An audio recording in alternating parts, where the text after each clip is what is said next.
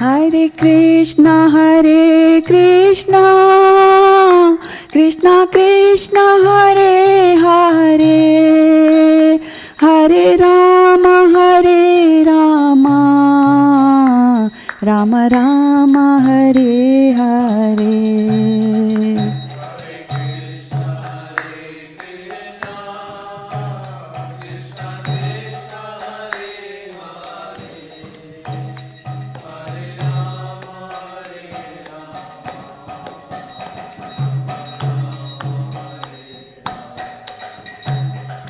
Hare Krishna, Krishna Krishna, Hare Hare, Hare Rama, Rama Rama, Hare Hare.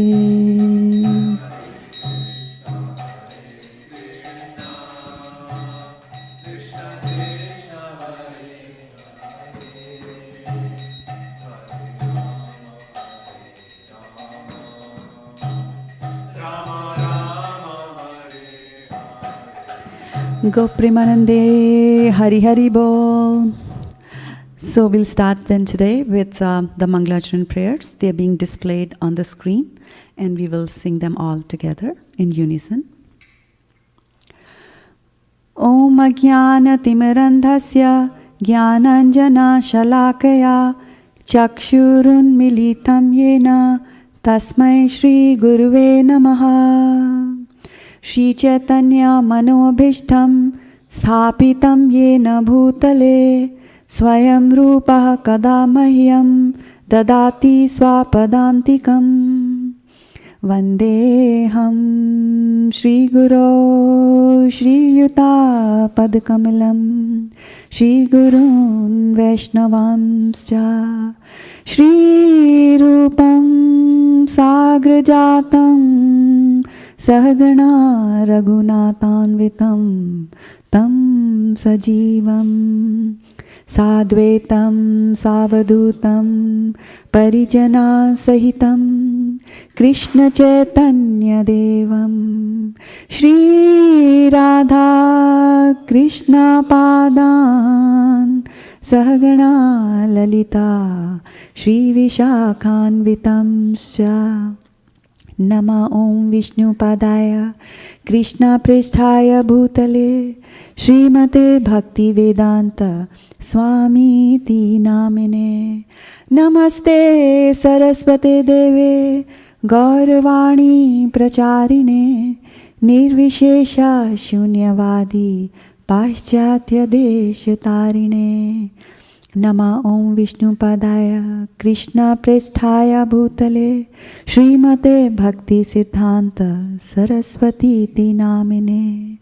Shri Varshabhana Videvi Daitaya Kripaptaye Krishna Sambandha Vijnana Daine Prabhave Namaha. Madhurojjvala Premadya Shri Rupanuga Bhaktida Shri Gaura Karuna Shakti Vigrahaya Namastute. Namaste Gauravani Shri Murtaye Dinatarine Rupanuga Viruddha Apa Siddhanta Dvanta Harine. Namo Gaura Kishoraya Sakshat Vairagya Murtaye Vipralambha Rasambodhe Padambhujaya Te Namaha. Namo Bhakti Vinodaya Sachidananda Namine Gaura Shakti Swarupaya Rupanuga Varayate. Gaura Virbhava Bhumestvam Nirteshta Sajjana Priya Vaishnava Sarvabhauma Shri Jagannathaya Te Namaha. Vanchakalpa tarubhyasya kripa sindhubhya eva cha patitanam pavanebhyo vaishnavebhyo namo namaha. Namo Mahavadanyaya Krishna Prema Pradayate Krishnaya Krishna Chaitanya Namne Gaura Tvishe Namaha. Panchatattvamakam Krishnam Bhaktarupa Swarupakam भक्तावतारं भक्ताख्यं Namami भक्तशक्तिकम्। हे कृष्णा करुणा सिन्धो दीनबन्धो जगत्पते गोपेश गोपिकान्त राधाकान्त नमस्तुते। जयतां सुरतौ पङ्गुर्मम मन्दमतेर्गति मत्सर्वस्व पदाम्भोजौ राधा मदनमोहनौ। दिव्यात् वृन्दारण्यकल्पद्रुमदः श्रीमद्रत्नागारसिंहासनस्थौ श्रीमद् राधा श्रीलगोविन्ददेवौ प्रेष्ठलीभिः सेव्यमानौ स्मरामि। श्रीमान् रासरसारम्भी वंशीवटतटस्थिता कर्षणवेणुस्वनेर्गोपीर्गोपीनाथः श्रियेस्तु नः। तप्तकाञ्चन गौराङ्गी राधे वृन्दावनेश्वरी वृषभानुसुते देवी प्रणमामि हरिप्रिये। वृन्दायै तुलसीदेव्यै प्रिययै केशवस्य च विष्णुभक्तिप्रदे देवी सत्यवत्यै नमो नमः।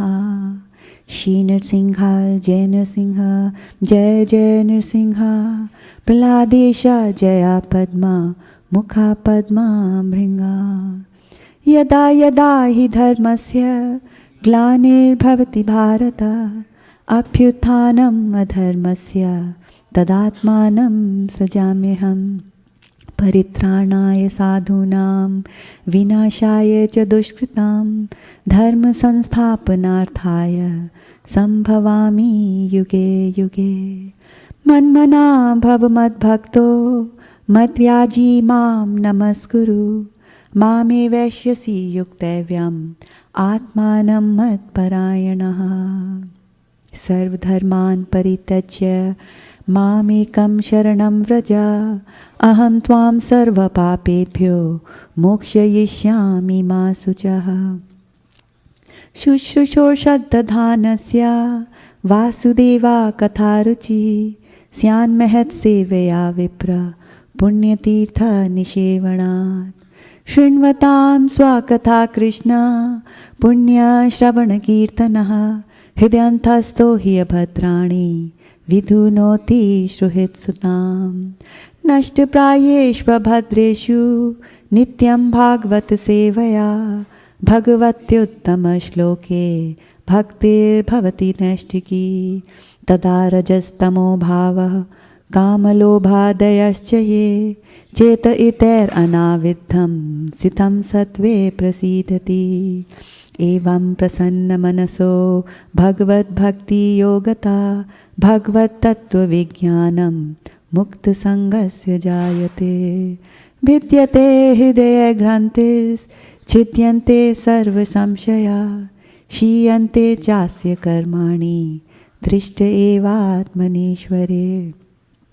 मैली है न करे से बीज आरोपण श्रवण कीर्तन जले करये से चन। तहाँ विस्तरिता है न फले प्रेम फल इहाँ माली सींचे नित्य श्रवणादि जल। वैराग्य विद्या निधि भक्ति योगा शिक्षार्थमेका पुरुषा पुराणः श्रीकृष्ण चैतन्य शरीरधारी कृपाम्बुधिर्यस्तम् अहं प्रपद्ये। कालं नष्टं भक्तियोगं निजं या प्रदुष्कर्तुं कृष्ण चैतन्य नामा आविर्भूतस्तस्य पदारविन्दे गाढं गाढं लील्यतां चित्तभृङ्गः। जय श्री कृष्ण चैतन्य प्रभु नित्यानंदा श्री अद्वैत गदाधार श्रीवासादि गौर भक्तवृंदा। हरे Krishna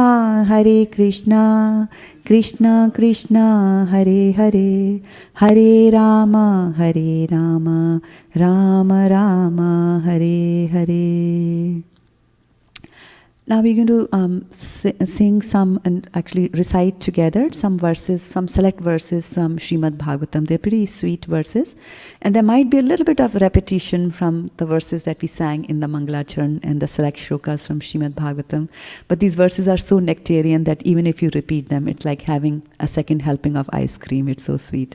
You want to do it again and again. So, Kalpana Mataji, if you can take me to the next verse. So this is from the first canto, second chapter, and the fourth verse.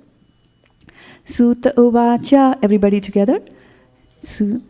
Narayanam namaskritya naram cheva narottamam devim sarasvatim vyasam tato jayam mudirayet vadanti tat tattvavidas Tattvam yajnanam advayam brahmeti paramatmeti bhagavan iti shabdyate Shrunvatam swakatha Krishna punya shravana kirtana hridyantasto hi abhadrani vidhunoti shruhitsatam Nashta prayeshva bhadreshu nityam bhagvat sevaya bhagavatyuttama shloke bhaktir bhavati nashtaki tada rajastamo bhava kamalobhadayascha ye cheta iter anavidham sitam sattve prasidati evam prasanna manaso bhagavad bhakti yogata Bhagavad Tattva Vijnanam Mukta Sangasya Jayate Vidyate Hridaya Granthesh Chidyante Sarva Samshayaha Shiyante Chasya Karmani Drishcha Evatmanishvare Ete Chamsa Kalapumsaha Krishnastu Bhagavan Swayam Indrari Vyakulam Lokam Mridayanti Yuge Yuge Idam Bhagavatam Nama Puranam Brahma Samhitam Uttam Shloka Charitam Chakara Bhagavan Rishi Neshreyasya Lokasya Dhanyam Swasyanam Mahad Krishne Swadham Upagate Dharma Jnanadibhi Saha Kalau Nashtra Drishamesha Punararko Dhinoditaha Tasmin Swa Ashrame Vyaso Badri Shandamandite Asinopa Upashrya Pranidadyo Manaswayam Bhakti yoge namanasi samyak pranihite male apashyat purusham purnam mayam chadad apashrayam yaya sammohito jiva atmanam trigunatmakam paropi manutenartham tatkritam chabhipadyate anarthopasanam sakshat Bhakti yogam madhokshaje lokasya janato vidvam chakare satpat samhitam atmaramasya cha muniyo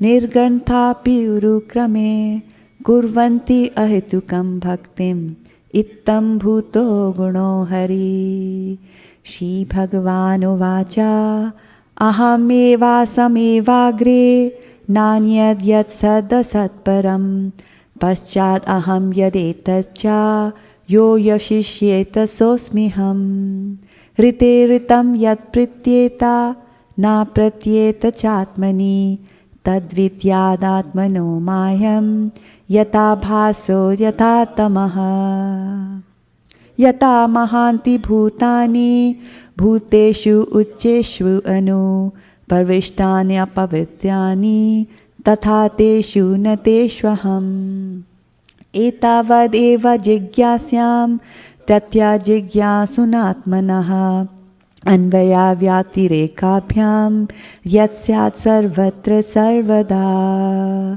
Hare Krishna Krishna Krishna Hare Hare Hare Rama, Rama Rama, Hare Hare. So we recited these beautiful verses. They are very sweet to hear. They were in Sanskrit, and one of the ways to relish and enjoy these even more is to know and understand the translation for these verses. So we'll go back to the very first slide, and we'll go and read the translations. And we'll do 2 translations each. So I'll take a break from speaking, and you can speak now. So we'll start with Monisha Mataji. You can speak 2 of the translations into the microphone. Hold it close to your chin when you speak. Srila Sutta Goswami said, before reciting the Srimad Bhagavatam, which is very means of conquest, Is it live? The mic. One should offer respectful obeisances unto the personality of Godhead, Narayana, unto Narayana Rishi, the supermost human being, unto Mother Saraswati, the goddess of learning, and unto Srila Vyasadeva, the author. One more. Learned transcendentalists who know the absolute truth call this non-dual substance Brahman, Paramatma, or Bhagavan. Thank you. Sri Krishna, the personality of Godhead, who is Paramatma, super soul in everyone's heart, and the benefactor of the truthful devotee, cleanses desire for material enjoyment from the heart of a devotee who has developed the urge to hear his message, which are in themselves virtuous when properly heard and chanted. By regular attendance in classes on the Bhagavatam and by rendering of service to the pure devotee, all that is troublesome to the heart is almost completely destroyed, and loving service unto the personality of Godhead, who is praised with transcendental songs, is established as an irrevocable fact. Thank you. As soon as irrevocable loving service is established in the heart, the effects of nature's modes of passion and ignorance, such as lust, desire, and hankering, disappear from the heart. Then the devotee is established in goodness, and he becomes completely happy. Thus established in a mode of unalloyed goodness, the man whose mind has been enlivened by contact with devotional service to the Lord gains positive scientific knowledge of the personality of Godhead in the stage of liberation from all material association. Thus the knot in the heart is pierced and all the misgivings are cut to pieces. The chain of fruitive actions is terminated when one sees the self as master. All of the above mentioned incarnations are either plenary portions or portions of plenary portions of the Lord, but the Lord Shri Krishna is the original personality of Godhead. All of them appear on planets whenever there is a disturbance created by the atheists. The Lord incarnates to protect the theists. The Srimad Bhagavatam is the literary incarnation of God and is compiled by Srila Vyasadeva, the incarnation of God.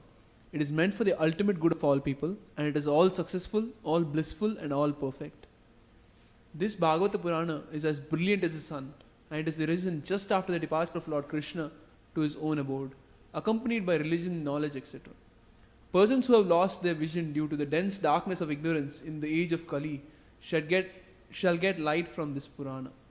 Thank you.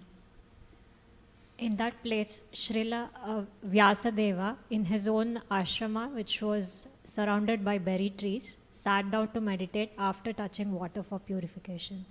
One more.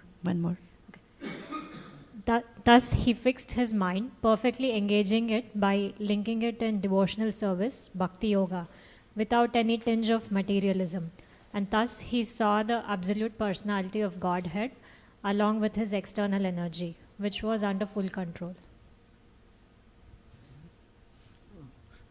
Due to external energy, the living entity, although transcendental to the 3 moods of material nature, think of himself as material product and thus undergoes the reactions of material miseries. The material miseries of living entity, which are superfluous to him, can be directly mitigated by the linking the process of devotional service. But the mass of people do not know this, and therefore the learned Vyasadeva compiled this Vedic literature, which is in relation to the supreme truth. All different varieties of Atmaramas, those who take pleasure in Atma or spirit self, especially those established on the path of self-realization, though freed from all kinds of material bondage, desire to render unalloyed devotional service unto the personality of Godhead. This means that the Lord possesses transcendental qualities and therefore can attract everyone, including liberated souls. One more. The personality of Godhead said, Brahma, it is I, the personality of Godhead, who was existing before the creation, when there was nothing but myself, nor was there the material nature the cause of this creation. That which you see now is also I, the personality of Godhead, and after annihilation, what remains will also be I, the personality of Godhead. You'd like to read? No? You would like to read, sir? Okay. Back to you, Mukharvinda. Two more. Okay. Two more.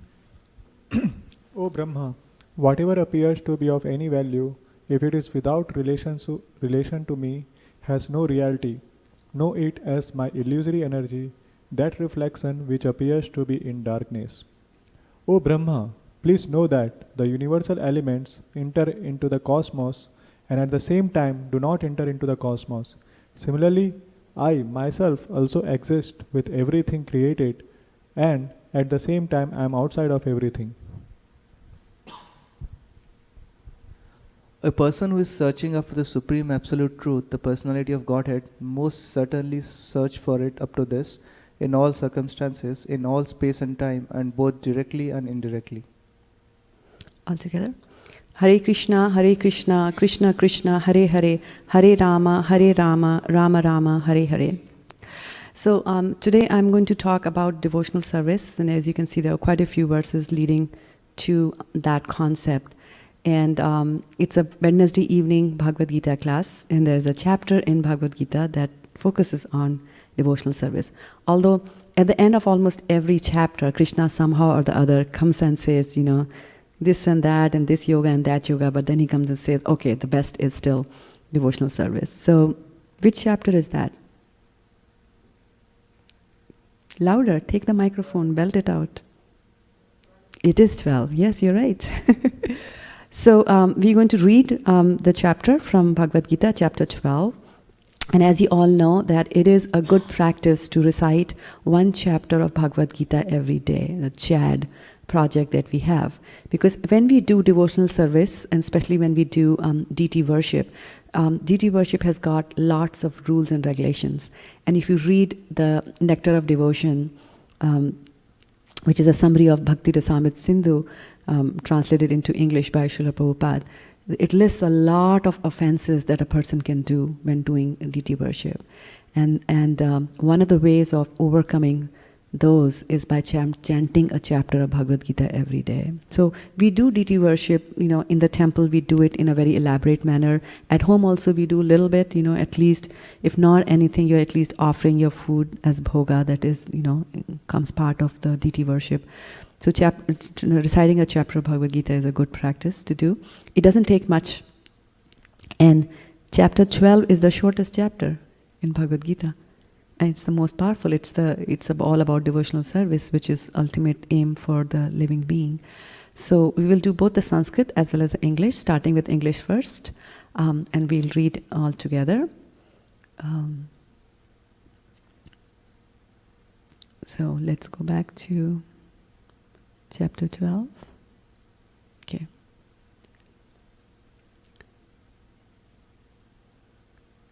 So Kalpana Mataji, we'll just do everything together. So you'll have to go into the chapter view, and maybe if you can help put it in the chapter view there. Okay, good. So let's recite it together slowly. Arjun inquired, which are considered to be more perfect? Slowly but loudly. Okay. Arjun inquired, which are considered to be more perfect? Those who are always properly engaged in your devotional service, or those who worship the impersonal Brahman, the unmanifested? The Supreme Personality of Godhead said, those who fix their minds on my personal form and are always engaged in worshipping me with great and transcendental faith are considered to me to be the most perfect. But those who fully worship the unmanifested, that which lies beyond the perception of the senses, the all-pervading, inconceivable, unchanging, fixed and immovable, the impersonal conception of the absolute truth, by controlling the various senses and being equally disposed to everyone, such persons engaged in the welfare of all at last achieve me. Those whose minds are attached to the unmanifested, impersonal feature of the Supreme, advancement is very troublesome. To make progress in that discipline is always difficult for those who are embodied. But those who worship me, giving up all their activities unto me, and being devoted to me without deviation, engaged in devotional service, and always meditating upon me, having fixed their minds upon me, O son of Pritha, for them I am the swift deliverer from the ocean of birth and death. Just fix your mind upon me, the Supreme Personality of Godhead, and engage all your intelligence in me. Thus you will live in me always, without a doubt. My dear Arjuna, O winner of wealth, if you cannot fix your mind upon me without deviation, then follow the regulative principles of Bhakti Yoga. In this way, develop a desire to attain me. If you cannot practice the regulations of Bhakti Yoga, then just try to work for me, because by working for me, you will come to the perfect stage. If, however, you are unable to work in this consciousness of me, then try to act giving up all results of your work and try to be self-situated. If you cannot take to this practice, then engage yourself in the cultivation of knowledge. Better than knowledge, however, is meditation, and better than meditation is renunciation of the fruits of action, for by such renunciation, one can attain peace of mind. One who is not envious, but is a kind friend to all living entities, who does not think himself a proprietor, and is free from false ego, who is equal in both happiness and distress, who is tolerant, always satisfied, self-control, and engaged in devotional service with determination, his mind and intelligence fixed on me, such a devotee of mine is very dear to me. He by whom no one is put into difficulty, and who is not disturbed by anyone, who is equipoised in happiness and distress, fear and anxiety, is very dear to me. My devotee, who is not dependent on the ordinary course of activities, who is pure, expert, without cares, free from all pains, and not striving for some result, is very dear to me. Next, please. One who neither rejoices nor grieves, who neither laments nor desires, and who renounces both auspicious and inauspicious things, such a devotee is very dear to me. One who is equal to friends and enemies, who is equipoised in honor and dishonor, heat and cold, happiness and distress, fame and infamy, who is always free from contaminating association, always silent and satisfied with anything, who doesn't care for any residence, who is fixed in knowledge, and who is engaged in devotional service, such a person is very dear to me. Those who follow this imperishable path of devotional service and who completely engage themselves with faith, making me the supreme goal, are very, very dear to me. So we'll pause over here before we do the Sanskrit and just reflect a little bit. We talked about devotees who are very dear to Krishna and dear to Krishna. So can you list some of the qualities? What sort of a devotee is dear to Krishna? We just read 12. Anybody wants to take a... Go ahead, Vrinda, Sevika, Devitasi. Those who not rejoice and not grieve, and who are the same attitude to enemies and friends. Okay, good. I think the volume is low on the mic. If you can get that set so that people who are online can hear you. The one. Anybody else wants to add something? Go ahead, Mataji. What's your name, Mata? Anusha. Anusha. Okay, go ahead, Anusha. As she said, like who are equal in like happiness and when they get some sad sorrow things, and as well as who give up, like who don't expect anything out of their actions, giving up the fruits of their actions. Those are very dear too. Okay, good. I think the volume went up on this. Yeah. Go ahead, Prabhu. You wanted to add? I think it mentioned non-envious. Very good. And also not lamenting or rejoicing excessively. So I think. Yo na hishyati na dveshti, na shochati na kankshati. Okay. Want to add Who is something? pure and without cares. He's without cares, yes. Do you guys, are you guys all without cares? Do you have some cares? No cares, Vinda Sevika? No And does cares not for care you now? about the residence. Does not care about having a residence, right? You get a residence and then you are into it, right? It's 30 years of mortgage. And that gives you a lot of distress. I'll have to just keep that away. Okay. So if we can have the Sanskrit, which is already there, that's good. So we'll recite the Sanskrit now in unison. Arjunuvacha evam satata yukta ye bhaktastvam parupasate ye chapi aksharam avyaktam tesham ke yoga vittamaha. Shri Bhagavan uvacha maya vesh mano ye mam nitya yukta upasate Shraddhaya pariyopetas te me yukta tamamataha ye tvavaksharam nirdeshyam avaktam paryupasate sarvatra gamma chintyam cha kutastham achalam dhruvam sanniyam indriyagramam sarvatra samabudhaya te prapnuvanti mameva sarvabhuta hite rataha klesho adhiktarastesham avyakta sakta chetasam avyakta hi gatir dukham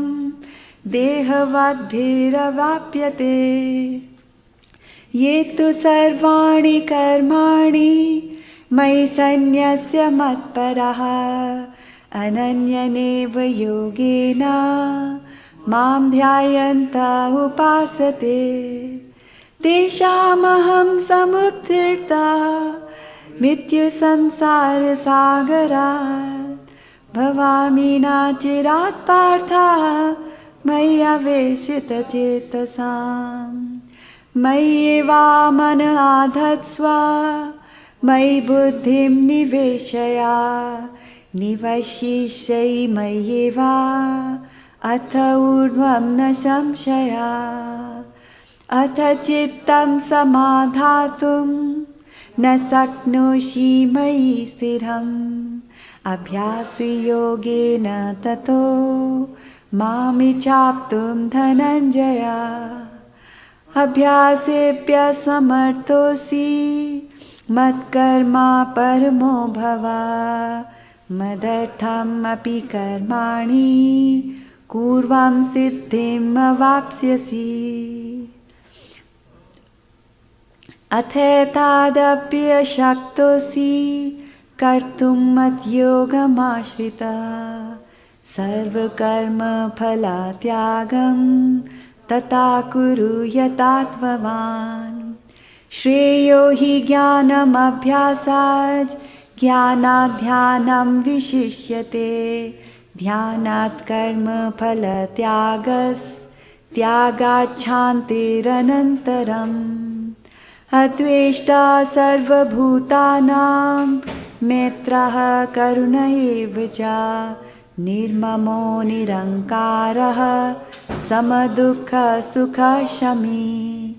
सन्तुष्टा सततं योगी यतात्मा दृढनिश्चया मयि अर्पितमनोबुद्धिर्यो मद्भक्ता समे प्रियः यस्मान्नो द्विजते लोको लोकान्नो द्विजते च यः हर्षमर्षभयोद्वेगैर्मुक्तो यः च मे प्रियः अनपेक्षा शुचिर्दक्षा उदासीनो गतव्यतः सर्वारम्भ परित्यागी यो मद्भक्ता समे प्रियः Yo na hrishyati na dveshti, na shochati na kankshati, shubha shubha parityagi, bhaktiman ya same priyaha. Samashatrau cha mitre cha, tatha man apman yoho, shitoshun sukha dukkheshu, samasang vivarjitaha.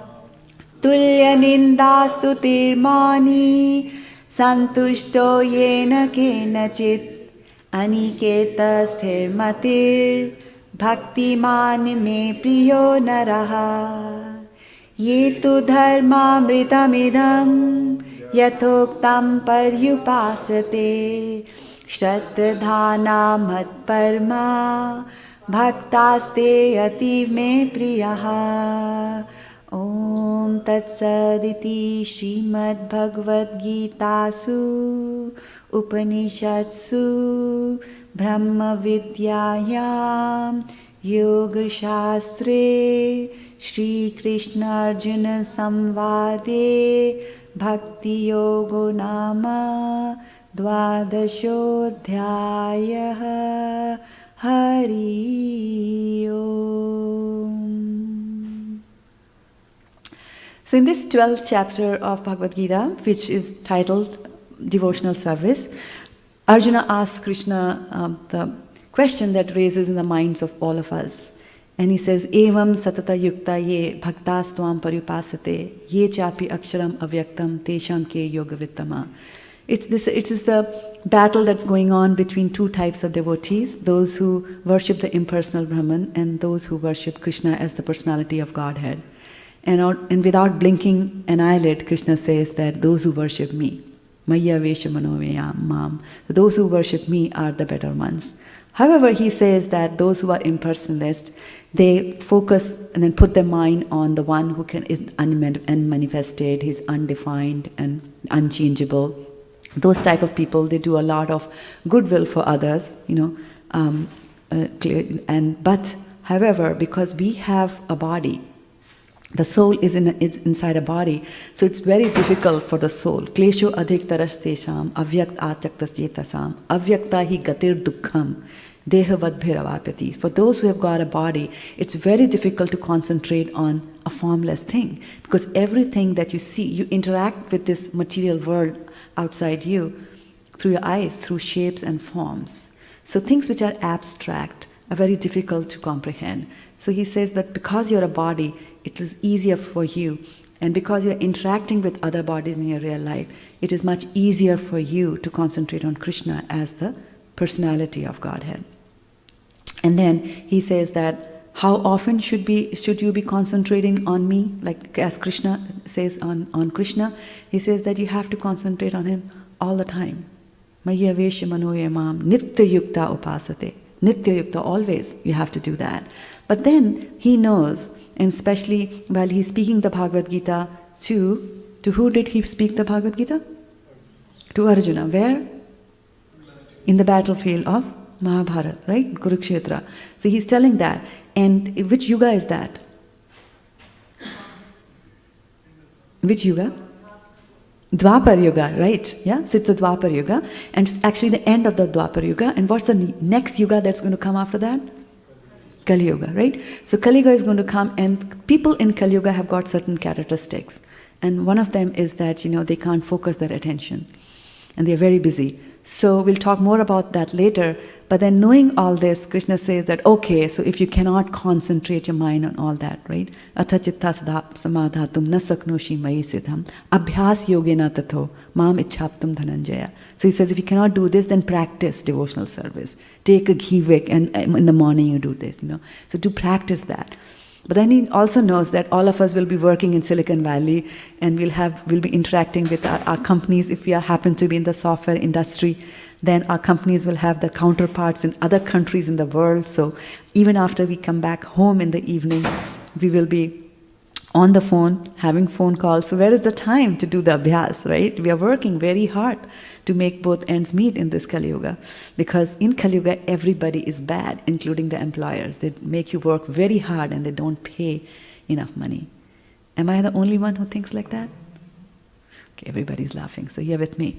So he knows that you'll be focusing your attention, focusing your energy in just making both your ends meet. So you might not be able to do that. So okay, so if you cannot do that, then what should you do? He says, then do some work for me. Come to the temple and then, cook for the temple. Come and sweep the temple. Do some work. But then it might not be possible. You might be the only person who wants to pursue Krishna consciousness in your family. You might be the father of the family, and the kids want you home. Your wife might want you home, or you might be the wife, and the rest of the family expects you to take care of them, and they don't want you to leave and go. So sometimes it's not. Or you might be married into the wrong family, which full of atheists. They don't believe in God at all. So how can you tell them, hey, goodbye, I'm going to the temple for 6 hours, 5 hours, 4 hours, whatever, like that. So it's difficult for them. Then Krishna says, okay, if you cannot even do that, then what should you do? What does he tell? That if you can't even do work for me? One of you had said that. Just chant his name. Chant his name is abhyas. You're doing abhyas. So you're setting aside some time to chant his name. Sorry? Go ahead. Take a mic, because there are people online and they won't be able to hear you unless you're on the microphone. Renounce the results of your action. Very good, Prabhu. And what's your name, Prabhu? Kapil. Kapil Prabhu. Very good. So he says, renounce the results of your actions. So tell me, what are the results of your actions? Tell me some actions that you did today and the results that you got from them. Kapil, you are smiling. You didn't do anything today? Yeah, I did the work but didn't care about the results. You didn't care about the results. So here we have a pure devotee within us. But you didn't care about the results, but were there some results? Yeah, there were some results. So would you like to share some results? Any result that you did? So, what I was doing the task, I did it soul with soul heart, and I didn't care about the end, but yet it was, up to the work that was expected at that day. At that time, and you did that. Okay, good, thank you. Anybody else wants to share anything they did and the results that you get? You work and you get paid, right? That's a very good result, right? That's what we all work for. And how do you renounce that?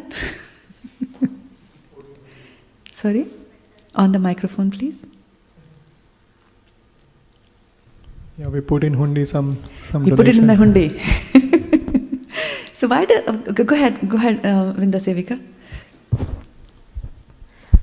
Doing something for others, some service, and it comes with a like gratitude or appreciation. So I can say that it all comes from, even if I do something, it comes like maybe through me from God. From God. So like give up results and just so to honor and you acknowledge Krishna. Very good, very good. So so this is sort of like the steps that people can go through. And one of the things about putting your money in the hundi, that it's very difficult to part with Lakshmi. And Lakshmi is very, sticky. She likes to stick with you and you like her to stick with you. And if you put the money in the hundi, then what happens when you're going back home? You're thinking about the hundi, right? So when you're thinking about the hundi, then you'll inevitably think about Krishna. So even if you do something as simple as, taking a few dollars and putting them in the hundi, because our minds are attached to Lakshmi, it'll still somehow or other think about Krishna. And it is taking you back to what Krishna said, Mayeva mana adasva, you put your mind on me, and that is happening in an indirect sense. In an indirect sense. So, and then Krishna goes on and says that, there are other things also, like for example, some people are jnanis, they want to read and know about Krishna. So then he sort of builds a yoga ladder and he says, Shreyo hi jnanam abhyasaj, jnana dhyanam vishishyate.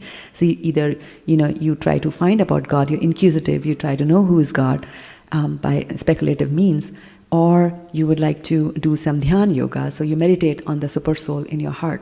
So Shreyo hi jnanam abhyasaj, jnana dhyanam vishishyate, dhyanat sarv, what's that? Help me?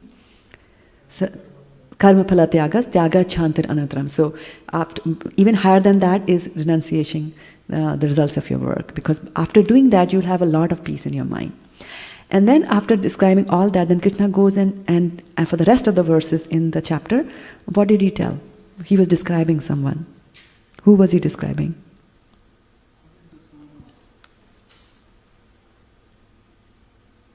Describing the qualities of someone who is dear to him. He was describing the qualities of someone who was dear to him, and he was describing basically the devotees, because all devotees of Krishna are dear to him. So, Kalpana Mataji, if you will take us to the Vedabase.com and show us chapter 12, show us verse 13, 14. It will be on your browser. Yeah, take us to verse 13-14.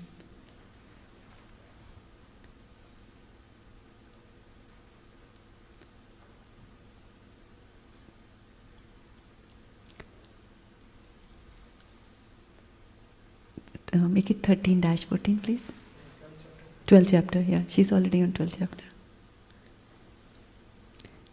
Yeah, change the chapter to 12 or 13-14. Because two of the verses are together there. So if two verses are together in Bhagavad Gita, then you can't just go like that, right? So, Atveshta sarva bhutanam metraha karuna evacha nirmamo nirankaraha samadukha sukha shami santushta satatam yogi yatatma dirdhanishchaya mayarpita mano buddhir yo mad bhakta same priyaha.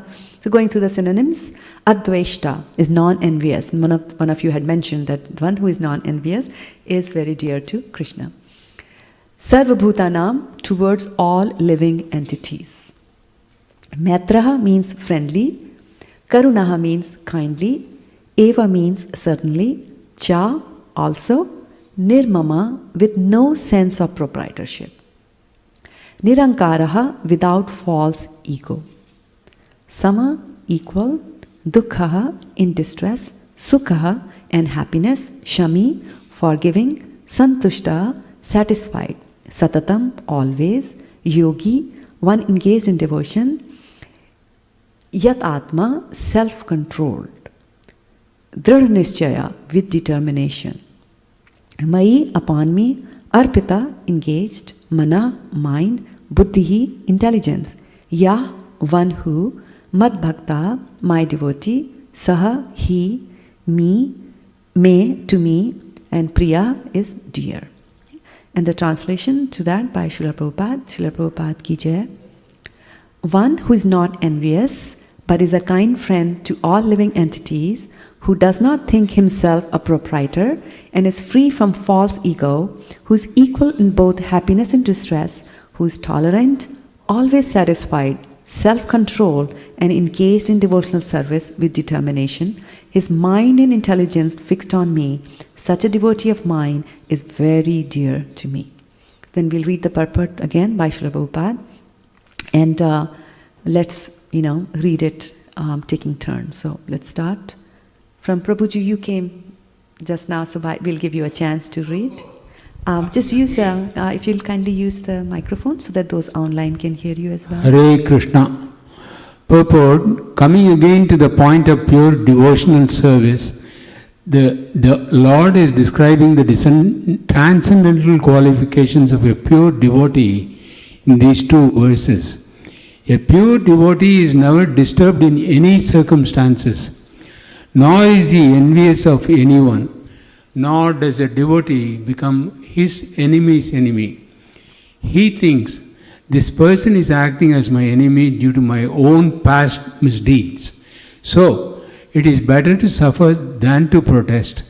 In the Srimad Bhagavatam 10.14.8, it is stated, Tatye nukampam, tate anukampam, su samikshamano,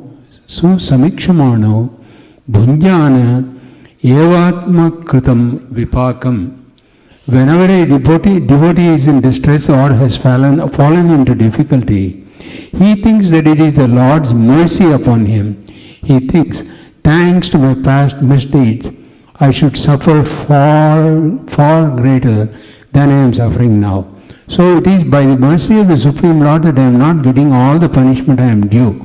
I am just getting a little by the mercy of the Supreme Personality of Godhead. Therefore, he is always calm, quiet and patient despite many distressful conditions. A devotee is always kind to everyone, even to his enemy. Nirmama means that a devotee does not attach much importance to the pains and trouble pertaining to the body, because he knows perfectly well that he is not the material body. He does not identify with the body, therefore he is freed from the conception of false ego and is equipoised in happiness and distress. He is tolerant, he is satisfied with whatever comes by the grace of the Supreme Lord. He does not endeavor much to achieve something with great difficulty. Therefore, he is always joyful. He is a complete, perfect mystic because he is fixed in instructions received from the spiritual master, and because his senses are controlled, he is determined. He is not swayed by false arguments, because no one can lead him from the fixed determination of devotional service. He is fully conscious that Krishna is the eternal Lord, and so no one can disturb him. All these qualifications enable him to fix his mind and intelligence entirely on the Supreme Lord. Such a standard of devotional service is undoubtedly very rare, but a devotee becomes situated in that stage by following the regulative principles of devotional service.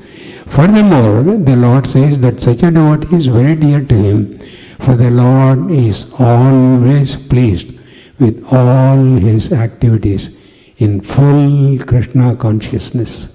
Hare Krishna. Thank you so much, Prabhu, for the wonderful reading of the purport. Thank you. So, and such wonderful qualities of a devotee are described by Krishna in this particular purport. And so, as we were going through this purport and of course the translation as well, which had all these qualities of a devotee, does the name of some devotee come to your mind who had these qualities? If you can scroll back to and show us the translation, Kalpana Mataji, that'll help us. So these are the qualities.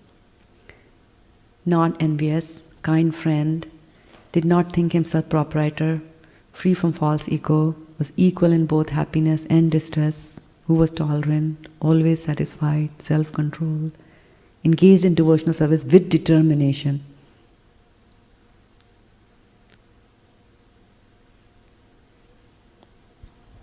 Parikshit Maharaj, even when he was cursed and like regular person might be very distressed and just trying to reflect back and to tell something, just to dispute, to start disputing or something, but he accepted this as a mercy, as Krishna's mercy, and just never distressed, and with full determination he was engaged in devotional service in hearing.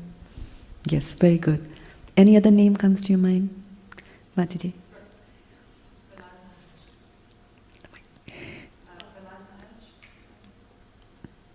I think Prahlad Maharaj is another example of such a devotee. So what qualities from here were applicable to Prahlad Maharaj? I think who was equal in both happiness and distress. Though his father was making him go through all that torture, still he was calm and he kept thinking about Krishna all the time. And so that's the main quality. And also he was tolerant. He was tolerant enough to tolerate all those atrocities. Yeah, atrocities by his father, and self-controlled. And of course, to having so much of faith and devotion to Lord Vishnu. And he was engaged in devotional service with determination, right? Yes. So how was that? How does that come across in the pastime of Prahlad Maharaj? That he was determined.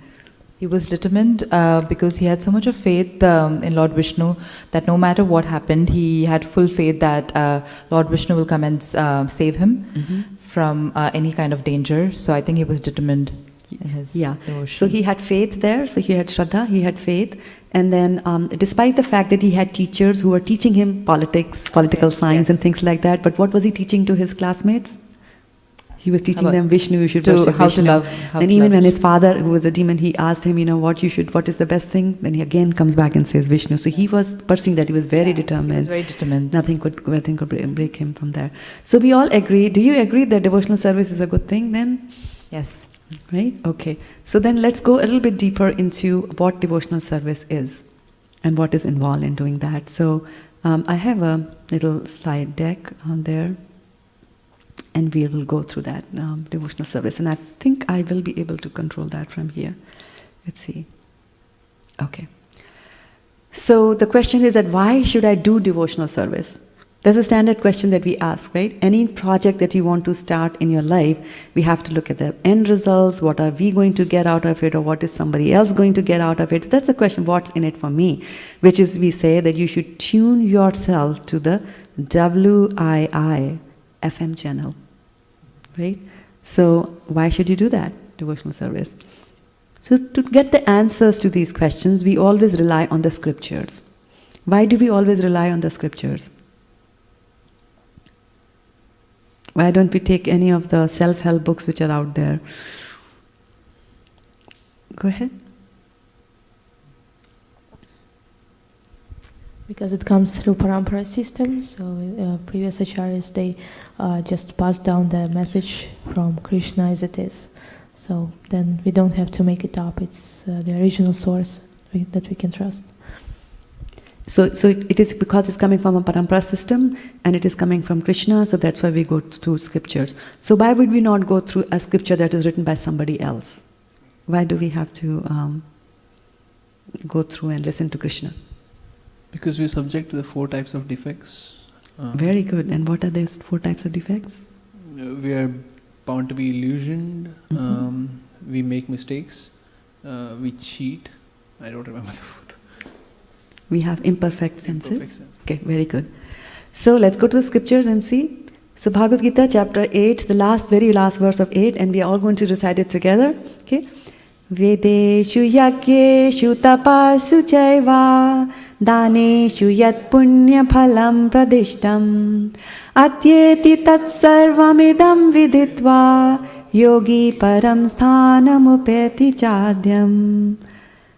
And the translation for that is, give us the translation please, Prabhu. You have the mic. A person who accepts the path of devotion service is not bereft of the results derived from studying the Vedas, performing austere sacrifices, giving charity, or pursuing philosophical and fruitive activities. Simply by performing devotion service, he attains all these, and at the end he reaches the supreme eternal abode. So how is that for devotional service? Right? It's very good. It's a nice investment, isn't it? So instead of going through, you study the Vedas. Vedas are huge. Thousands and thousands of verses are there. Rig Veda is huge. Who has the time to read it? We can't even read Bhagavad Gita, 700 verses. Right? Performing austere sacrifices. Okay, so I'll have a yajna. Let's have a Ashwamedha yajna. So do you know how much it costs to perform a Ashwamedha yajna? You want to make a guess? There is a horse right there. How much does a horse cost, you think? How much does a cow cost in America? At least $3,000. And horse will be a little bit more expensive. So you need to have a horse. You need to have all the oblations that you're going to put into the yajna, right? Ghee. Ghee. And then if it's an Ashwamedha yajna, then the Ashwa goes all over the world, followed by an army. So there is fighting which is involved. So there's the troops that you have to feed. So every time that there is a war, the country comes back and says all the coffers are empty. So we try to do a Ashwamedha yajna. Ashwamedha yajna, Keshav Bharati Maharaj was once teaching a class here and he said it cost $1 billion. That's the amount of money that is required in performing sacrifices. Giving charity, as such it is difficult. Whatever I earn, that already goes, half of it goes in installment, half of it goes into the college studies for the kids. So where is the money left to go and do charity?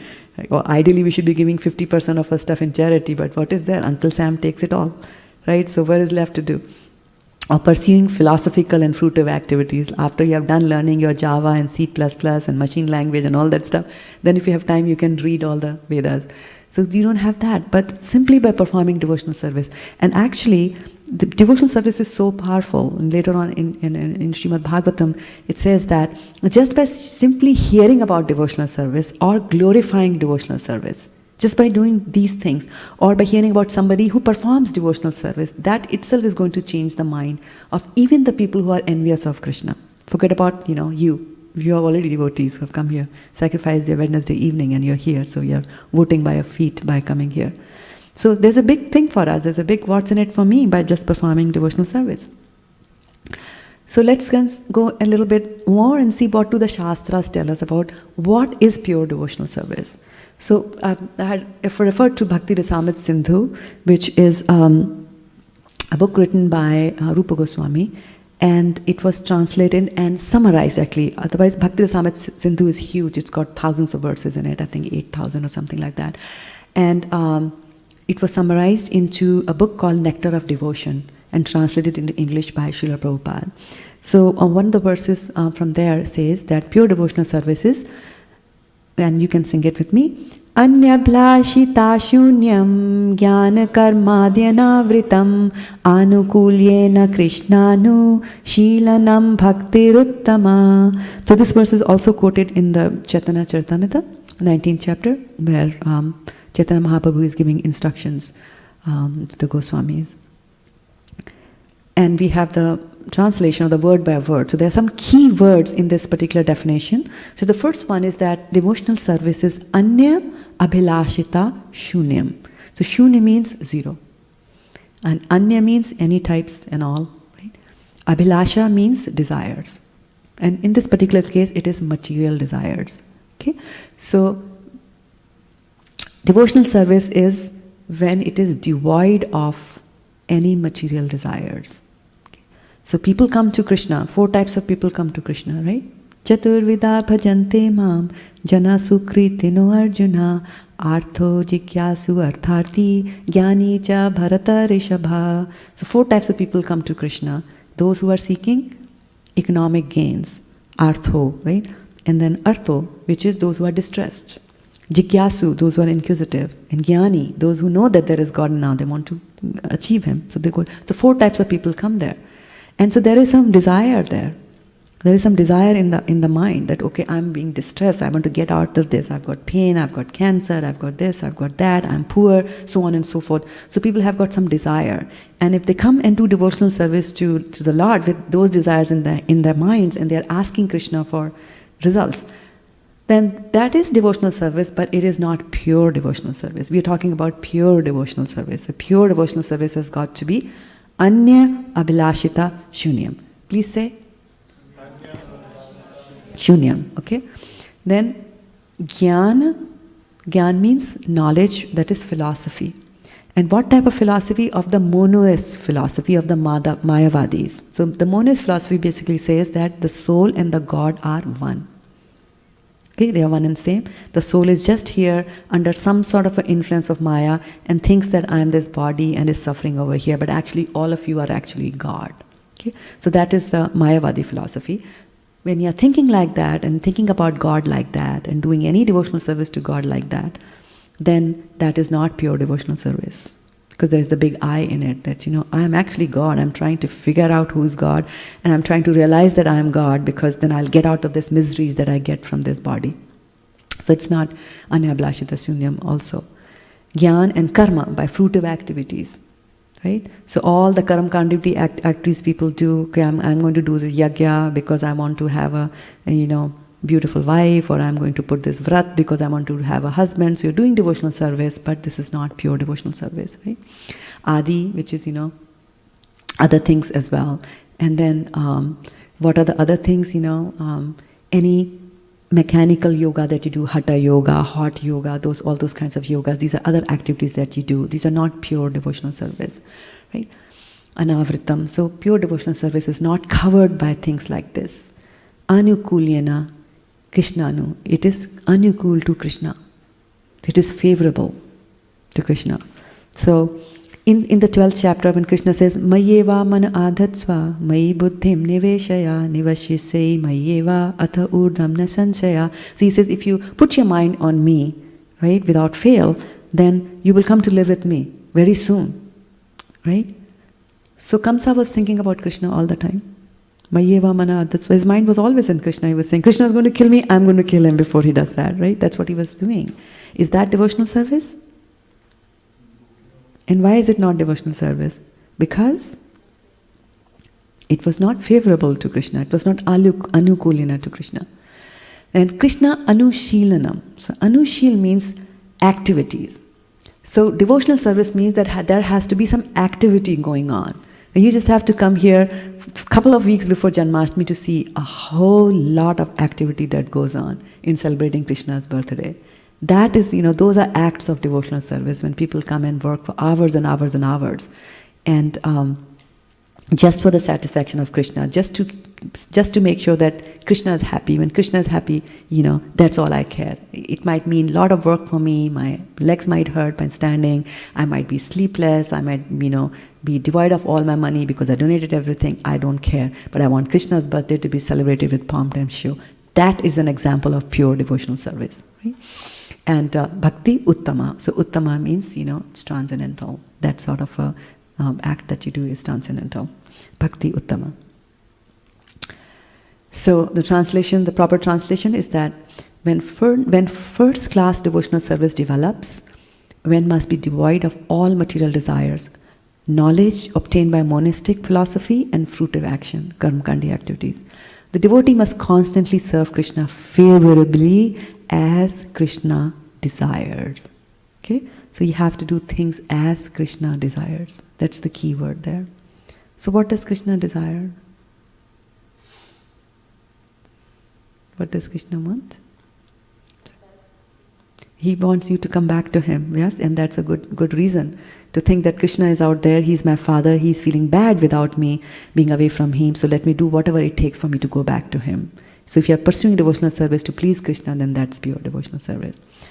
So there are certain must-be's, like we mentioned in the verse, there are certain must-be's for devotional service, and then there are certain, must not and have not and be nots in devotional service. So pure devotional service, number one, is for Krishna. Right? Not for anybody else. Do people do devotional service to others? Like whom? Take the microphone.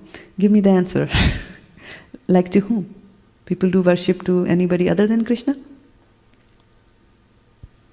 Their families. Their families? Yes. Employers. Employer? Yes. How about media icons? How about movie stars? Right? In India, there are temples dedicated to cricket stars and movie stars, and people go and do worship, right? But pure devotional service is for Krishna. And then it's an active engagement. So pure devotional service doesn't mean that I'm just going to stop doing everything. Krishna says in Bhagavad Gita that no, it's not for those who do not light a fire. You have to light a fire. Lighting a fire means that you have to do work. Because with fire you do yajna, or when you light a fire in a home, you cook prasadam. So there has to be some sort of an activity that has to be going on. And then it has to be executed with a favorable intent. So the keywords, anukulena krishnanu, over there. Then when it comes to anushilanam, that things have to, you are going to do certain things for Krishna. And actually in the do's part of Krishna, there are actually do's and then don'ts also. Don't is also a sort of a doing because you are very careful about not doing it. So your mind is involved in that part as well. So there are two paths that we say, and one path is known as the positive and other path is the negative, like the do's and the don'ts. The positive path is known as the pravritti marg, and the negative is known as the nivritti marg. Okay? So the pravritti marg, saying that you use your mind, your body, and your words. So how can you do anything for Krishna, right? We're saying anushilanam, you'll do something for Krishna. So how will you do things for Krishna? How can you do things for Krishna? Using your mind, using your body, and using your words. So let's take some example of how you can do something for Krishna using your body. That comes easy. Let's see. Any thoughts on how you can do something for Krishna using your body? Well, we can visit temple and see Krishna here. You can visit the temple and see Krishna over there. Okay, so which parts of your body are you using in that? Leg. You're using your legs, and when you see Krishna, what are you using? You're using your eyes, okay. And hopefully when you drove from there, you used some other things as well. Okay, go ahead, you have an answer there? Mataji? Okay, yeah, there are two microphones, you can keep them in the two rows there. Mataji, you can come and sit here. Yeah. You can help the devotees in cooking, so using your hands. Yes. And what else? What and, are the yeah, other- and while the aarti is going on, you dance, so you're using your legs. You're using your legs, exactly. And a little while ago, you said something. You had about, how you can spend some work for Krishna. How can you do? And you said chanting. Chanting, yes, I Right? did. So you Yeah, I can do remember. some chanting. You Okay, can use yeah. that as well. You can use, what can you use your nose? To smell the fragrance of the flowers. To smell the fragrance of flowers. Yeah. You're doing it. You're purifying your sense by doing that. And then like that. So you can use your body. What about how can you use your words for Krishna in a positive way? We're talking about Krishna. You're talking about Krishna, preaching about Krishna, teaching about Krishna. Okay, good. Chant the Bhagavad Gita. Very good. Memorize it. Yes, very good. And how do you use your mind to perform pure devotional service? So what does your mind do actually? What is the mind? Please use the microphone. Yeah, let's use the microphone in that area and then one for this area. And Mataji, you can come here and up front so that you can share. Yeah, come closer.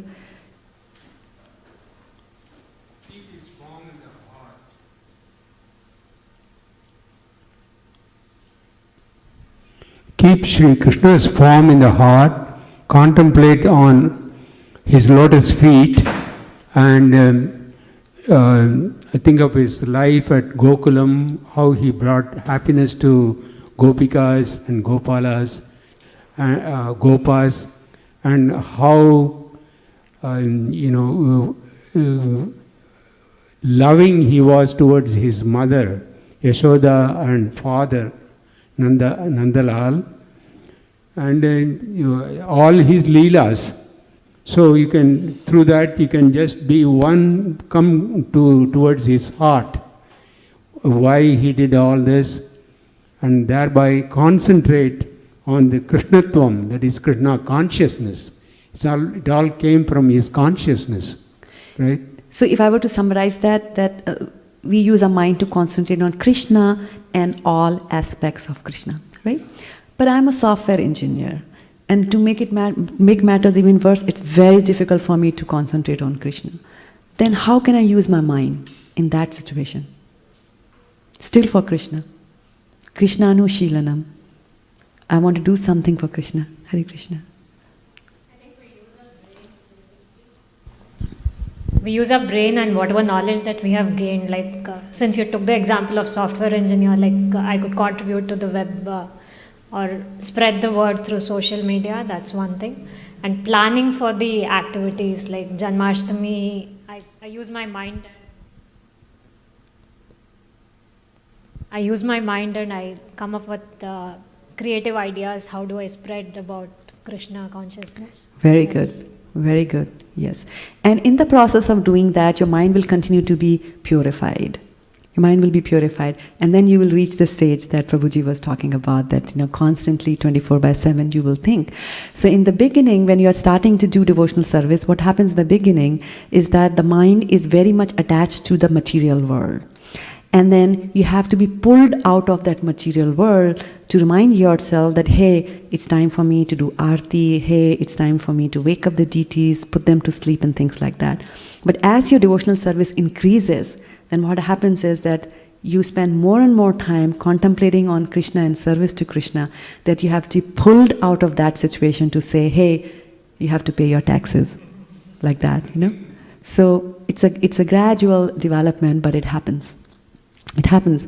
And so if we are at the lowest level, that, I can't even do that, my mind is so fickle, it goes all over the place. Arjuna says, Chanchalam hi mana Krishna, it's very, it's obstinate, it's stubborn, it can't, difficult like wind to control it, and, tell me what to do. And so the mind doesn't even allow me to plan for Krishna. I'm at that level. So at the bottom level itself, if you hear Krishna Katha, you don't have to do anything, because hearing is a passive process. If you just sit down and listen to Krishna Katha, then it's just falling in the ears. And from the ear, it goes into the heart. And heart is where the soul is, and also the mind is also there. The brain is here, the mind is here in the heart. So it'll go there and it'll purify. Right? But then the problem is that I don't want to listen to Krishna Katha. I have that television, I have got Facebook. I want to just listen and do the things over there. How do I develop this desire to listen to Krishna Katha? How do I do that? Right? So from Srimad Bhagavatam, in Srimad Bhagavatam, Sutta Goswami says that to the sages of Naimisharanya. He says, Shushushor Shraddha Vasudeva Katha Ruchi Syan Mehat Sevaya Vipra Punnatirtha Nishevanat. So he says that by rendering service to the pure devotees of the Lord, great service is done. And by rendering service to the pure devotees of the Lord, you will develop a desire to hear Krishna Katha. So that is really the rock bottom level that you start, by doing seva to others who are pure devotees. And actually, this is how Narad Muni also gained his status of being such a transcendentalist. Now that he started as a young, very small boy. He was the son of a maid servant who used to serve during the Chaturmasya. His mom was serving some big devotees who were participating in Chaturmasya and observing Chaturmasya. And he was there, he used to wash their utensils and things like that. And from there his devotional practice started.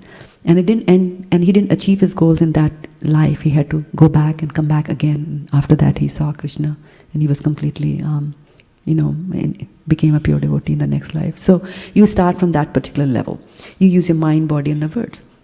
And then there is the nivritti marg. There are certain don'ts also that you have to follow, In the mind, again, so mind is a factory of thoughts. It will just develop thoughts. Thoughts. That's all the mind will do.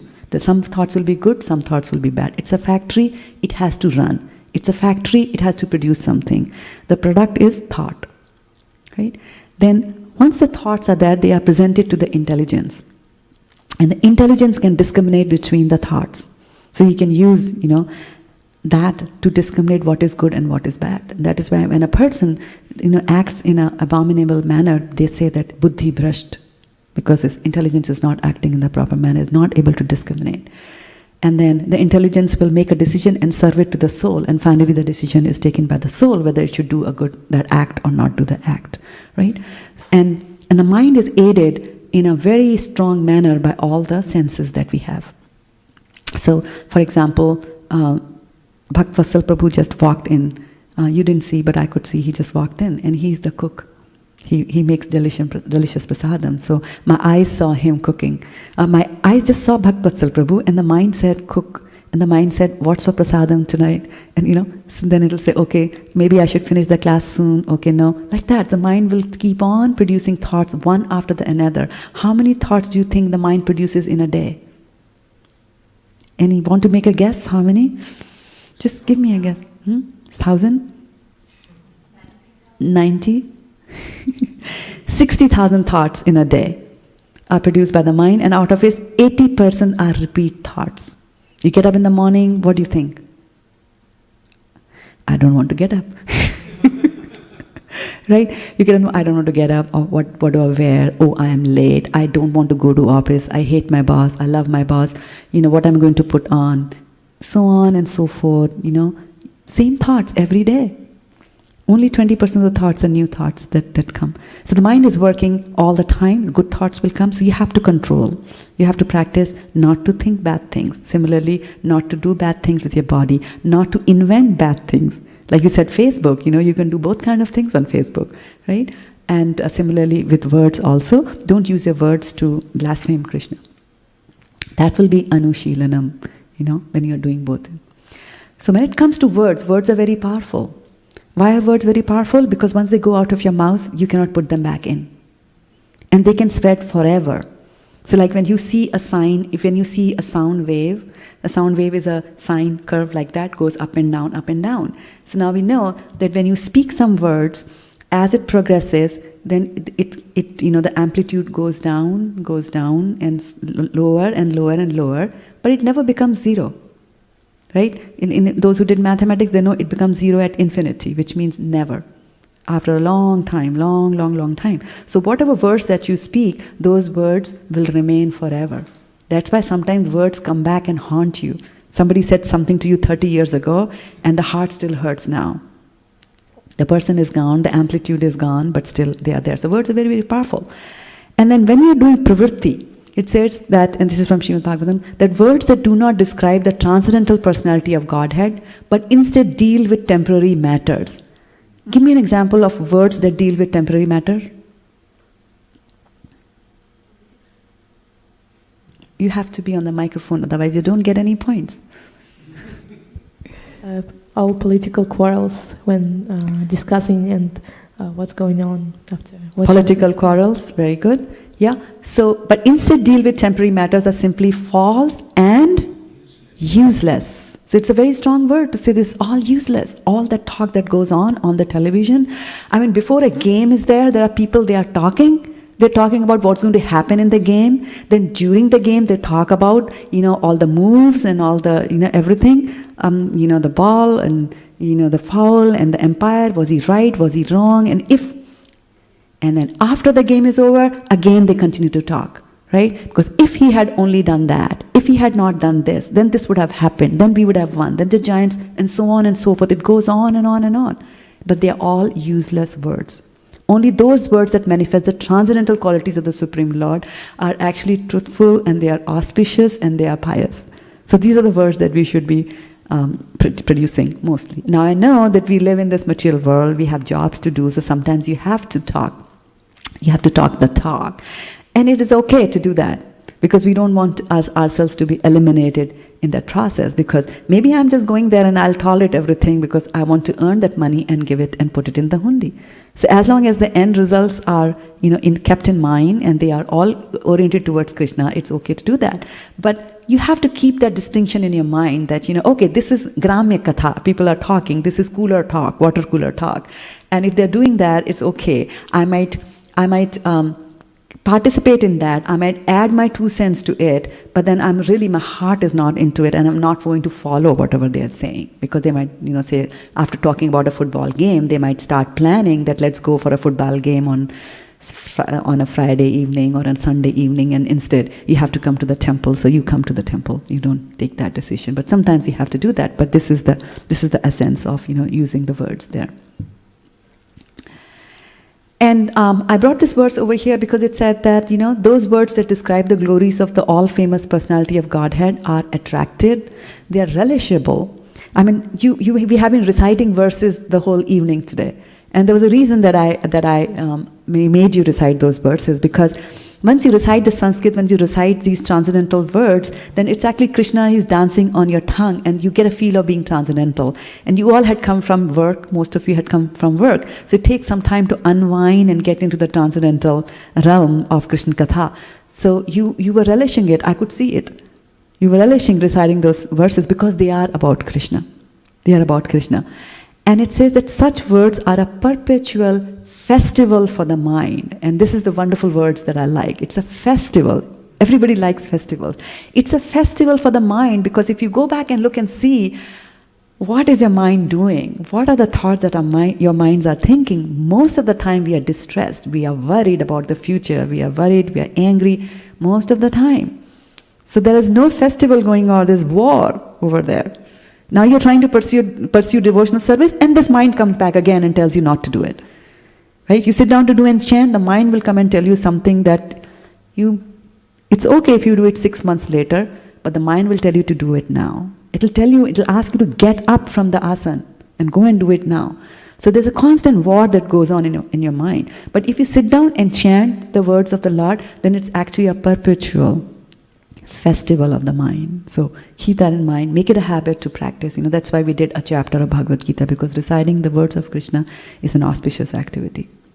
And they dry up the ocean of misery. How about that? Good for you, right? On the other hand, nivritti, what you stay away from?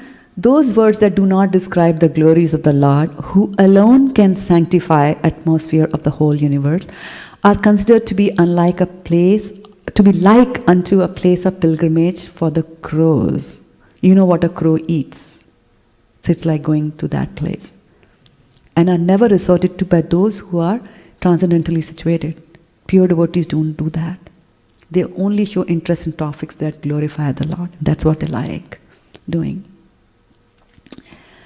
So, in the pure devotional service, we talked about the must-be's and doing the things that we should do. The mind is going to tell you this, the mind is going to tell you that. So there's some pravritti you have to do, some nivritti you have to do. One thing to keep in mind is this, I brought this quote here, because mind is going to tell you things. Mind has got fierce, godlike powers over you. If you sit alone with your mind, it's a dangerous situation to be in. You should have some chant or some mantra or something going on. Never sit alone with your mind. So Saint Teresa of Avila, she's from Spain, a saint from Spain. She was along the same time in this world as Chaitanya Mahaprabhu was. So there's a little bit of, contemporary thing over there. And she said that doing our own will is usually what harms us. If you do your own will, because your mind is going to tell you things, and that's what's going to harm you. And then there's a book, Moby Dick, by Herman Melville, and in that there's a very interesting passage, and he says that all the things that God would have us do are hard for us to do. Remember that. They're very hard for you to do. And hence, he oftener commands us than he endeavors to pursue it. That's why he'll say, Man mana bhav mad bhakto, mam yaji mam namashkuru, mam eveshasi, man mana. He was ordering Arjuna that, surrender unto me, right? Sar dharman parityajya, mam ekam sharanam vraja. Come and surrender unto me. Because if he's just going to talk to you like a mommy talks to a little daughter, you're not going to listen to him. So he has to command. God often has to command, and he's not going to persuade you.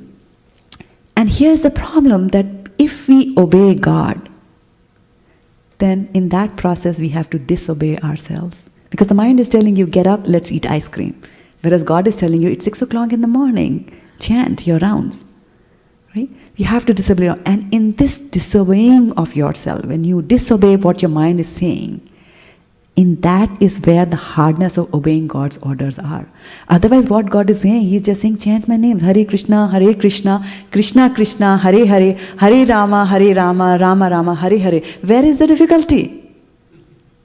Right? He says, eat my prasadam. Where is the difficulty? He says, go to the temple. Very good. It's a whole package. Come to temple, listen, don't have to do anything. Listening, passive. You don't have to do anything.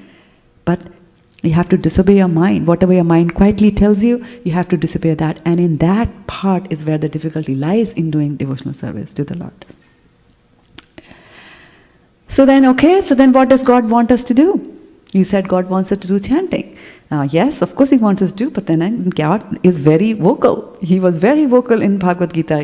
When Arjuna talks. Bhagavad Gita is a song of God. It's supposed to be about God. And it goes on for 700 verses, 18 chapters. And in the first chapter, full chapter, Arjuna is talking.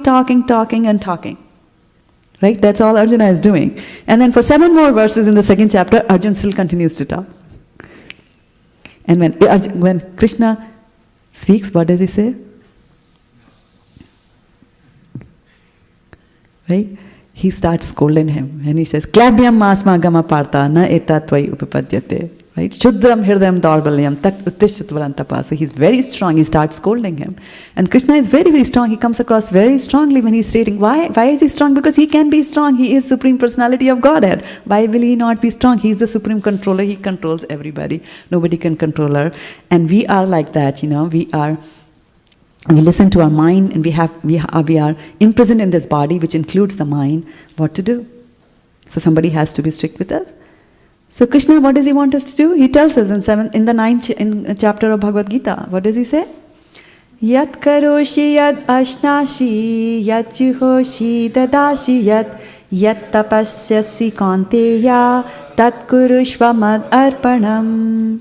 So whatever you do, whatever you eat, whatever you give or offer, and whatever austerities you perform, do that, O son of Kunti, as an offering to me.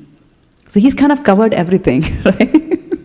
What do you do? What do you offer? What do you eat? You give away your donations, your austerities, everything that you're doing. So if you are pumping iron in the morning, that's an austerity. Are you doing it for Krishna? Just ask that question. Do it for Krishna. Okay, if you are doing exercise in the morning to stay healthy so that you have a longer life, so that you can preach Krishna consciousness to people longer, then that is the right attitude for you to have there. 34, even stronger, right? Verse 34.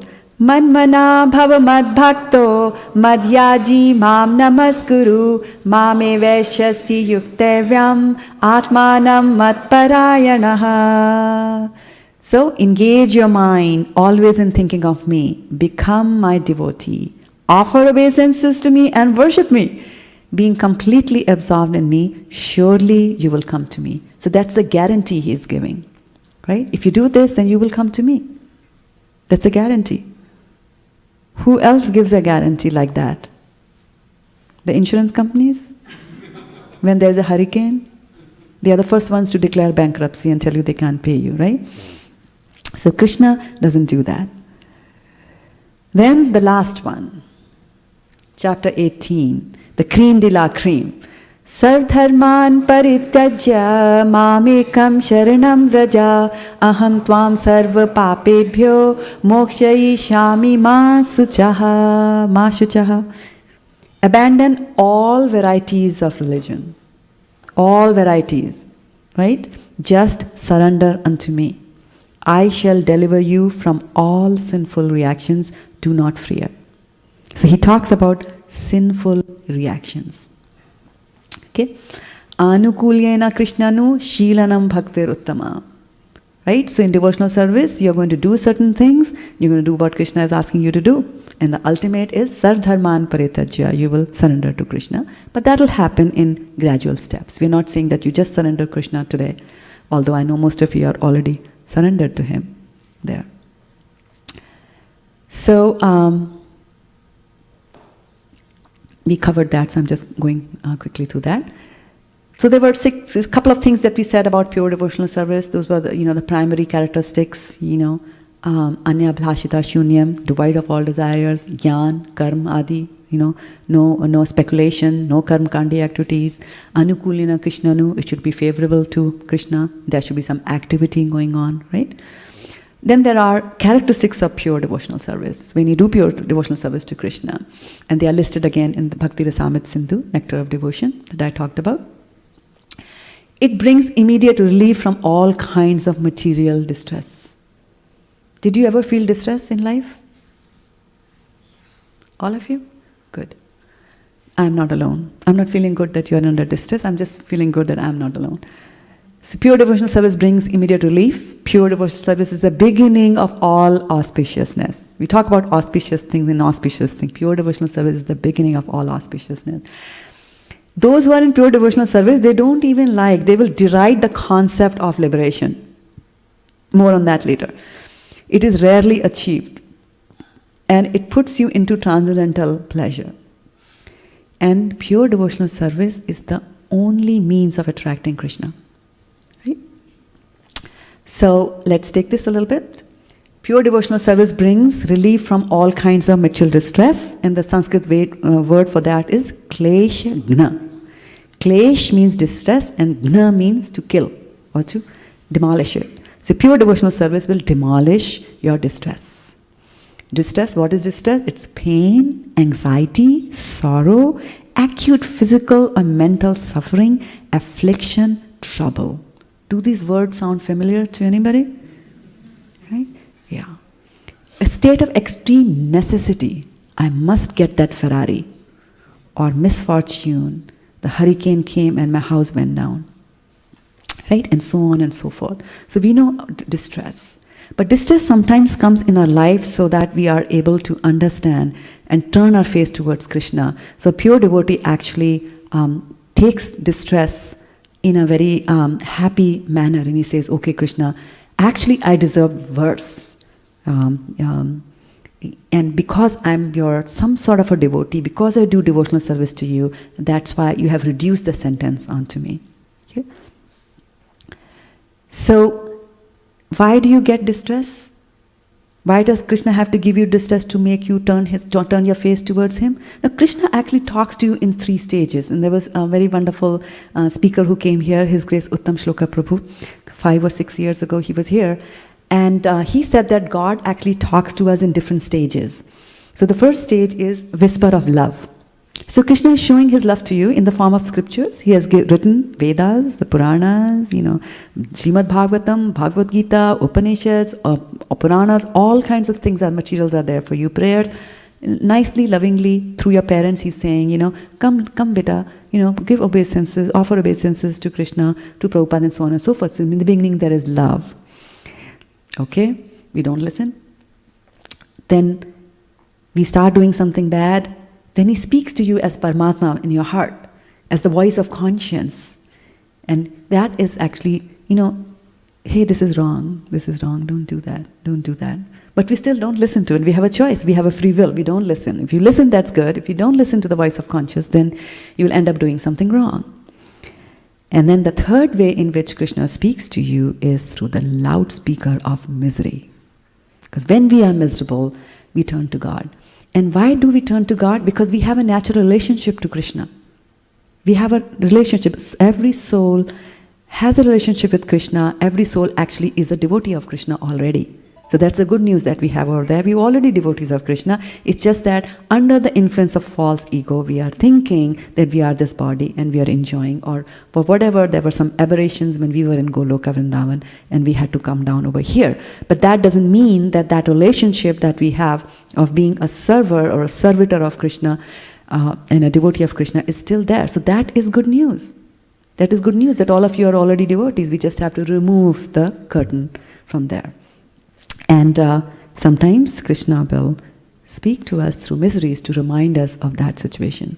And tattenukampam susamikshamano bhanjanam evatma hidam kritam vipakam. So whenever you get miseries, a devotee will say, oh, so you went there to buy something from a grocery shop, a store, and you parked your car outside, and then you come back and somebody has scratched your new car. And then, instead of letting out expletives, a pure devotee will say, oh my God, thank God it didn't happen when I was inside the car. Like somebody swiped your car while you were on the freeway. Your car can get scratched in that manner also. So the devotee always sees the good, always sees Krishna's hand and Krishna's love in anything that happens to you, even if it is bad. And if you're seeing everything that is good and everything, Krishna's hand in everything that is bad, then what is bad? There's nothing that is bad. Then where is the distress? The distress is gone, right? So it's all in your mind that you're thinking. And it's in your mind because you wanted certain result. You wanted certain thing to come out of your endeavor, and that didn't come. You wanted that when you come out of that grocery store, you wanted your car to be unscratched. And when our desires were not fulfilled, so we are unhappy. Because we want to do what our mind tells us to do. So these are the stages in which God will talk to you. And distress, so you get distress. Now, what are the causes of distress? What are the reasons that you get distressed? The first reason is avidya. What is avidya? Ignorance. What is ignorance? Ignorance is that you think that you are the body and you are not the soul. That is the height of ignorance. And because you think that you are the body and you're not the soul, because of that, then you have material desires because now you want to enjoy. Did you ever notice that all the enjoyments that you do in this world are through the medium of your body? Always. Always. Your body and the extensions of your body. Right? So I want to eat a gulab jamun, that is immediately my body. If I want to buy a good dress for my daughter, it is my extension, my daughter. Right? If I want to do something for my community, it is my community. If I want to do something for this planet Earth, it is my Earth. I'm not thinking about doing something for the other Earth or anything like that, right? So we have these material desires. So that is bijam. And then in order to fulfill these material desires, we do papam. We do wrong things, sinful acts. And as a result of performing sinful acts, you get distress. That's a punishment you get for doing sinful activities. Okay? So the sinful activities, all the activities, actually not just sinful activities, but all the activities, whether they are good or whether they are bad, if they were conducted with an intention of enjoying the result, of getting some result which was for you, it was not Krishnanu Shilanam, it was not for Krishna. If you did something with the intention of you yourself enjoying it, then you are going to get a body suitable to enjoy or suffer. So you come back again into this material world by doing good things also. If you're doing karam kandi activities, you're sure to come back, right? So you do some activities, you wanted to go heavenly planets, you will go up, but then Krishna says, Shine Punyam Artalokam Vishanti. When all your pious credits are done, you just come back down to this earth again, into this miserable world. So you will get a body to, because of the karmas that you do, and you will get a suitable body to enjoy the results or to suffer the karma that you have done. Now, since we have lived for millions and millions of years, it's very difficult, and it's a very complicated process and very complicated science of karma. If I punch somebody, that person has to punch me back, couldn't punch me in this life, and now I died, so now that person is still living on. I have not yet taken birth, and now when he takes birth, he got a different body. He can't punch me with that body. So it's a very logistically, it's a very difficult thing to do. Only Brahma does all that. He's intelligent. But nevertheless, what happens when you get a body is that body is designed in a particular manner so that you will enjoy or suffer a small subset of all the karma that you have accumulated in your previous births. And that is known as the prarabdha karma. Right? But remember, there are other karmas also that you have done, which are the aprarabdha karmas, for which you haven't yet got a body. You will get bodies, in the future you will get bodies, millions of bodies you're going to get to take care of the aprarabdha karmas. And so it's a pretty vicious cycle, because when you take a body, then you create more karma. So it's pretty bad. And so if you focus on the aprarabdha karma, because for the prarabdha karma, it's fine. You did something, you're going to suffer, you're going to get cancer, like Steve Jobs got that. So you're going to suffer all that, it'll be taken care of, and suffering always purifies, it'll be taken care of. But it's the aprarabdha karma, unmanifested karma, that you have to be careful about. And the reason for that is that, if you look at the left hand side here, on the board, on the screen, the unmanifested reactions, like if there is aprarabdha 1, then because of that you will have a sinful inclination. Because you have done such things in the past, you will continue to want to do the same thing. And that is why you see that people sometimes say, oh, this cute little Johnny, I didn't know that Johnny could commit murder. Well, the reason is that Johnny committed murders in his previous birth. And that inclination is still there. So if a similar situation comes in front of you, then you will do the same act again. Why? Because the mind stores everything. It's a nice database. It's a big data kind of a database. It stores everything that you have done in your previous births. So these are sanskaras. They are lingering mental impressions that will force you to do. Because mind will then create similar thoughts. And then, because of these sinful inclinations, then you will have the desire, sinful desire. And because of the sinful desire, again you will commit sins. So in any case, you are going to commit sins, because of some reactions that are happening here, but because of the proclivity to do sins, you will do that. And the good news is that it's only devotional service that can remove this proclivity to do sinful activities. Right? That is very, very important. To remove the seed itself has to go away. That proclivity has to go away. Otherwise, you will continue to do that again and again. So remember, devotional service eradicates sinful reactions. It nullifies sinful desires, counteracts material proclivities that you have, uproots your ignorance. And this is the only effective and permanent way to get relief from kleshagni. Karmanu nirdhati kintu cha bhakti bhajam govindamadi purusham tamaham bhajami. So it says, yasva indra gopam atavendra aho sakarma. So right from the tiny insect Indra Gopa all the way up to Indra, who is the king of the demigods, everybody has to suffer the reactions of their karmas. Right? But it's only the only devotional service that can burn out the roots of the karma. It's important for the roots to burn out, otherwise the seed will grow again and again there. Then pure devotional service is the beginning of all auspiciousness. It is Shubhada. It gives you auspiciousness. Then the question is then, okay, as you continue in doing pure devotional service, the good news is that your suffering will go down because it's burning away your sinful proclivities, and the auspiciousness will go up. And what is auspiciousness? Then auspiciousness is, a thing or act, a thought, a word is auspicious if it is going to benefit everyone. It attracts everyone. It produces good qualities and it bestows superior happiness. And that is why, when the sages in the Naimisharanya asked that question, 6 questions they were put to Sutta Goswami about, give me the essence of scriptures, why did Krishna come to this material world, now that he has gone, where have the religious principles gone, what are his activities of creation, why does he create, what are his pastimes and things like that. So before answering them, Sutta Goswami said that these are wonderful questions that you are asking me because they are for the benefit of everyone. So those questions that they asked were auspicious questions. So we have to be, mindful of that. So devotional service is auspicious.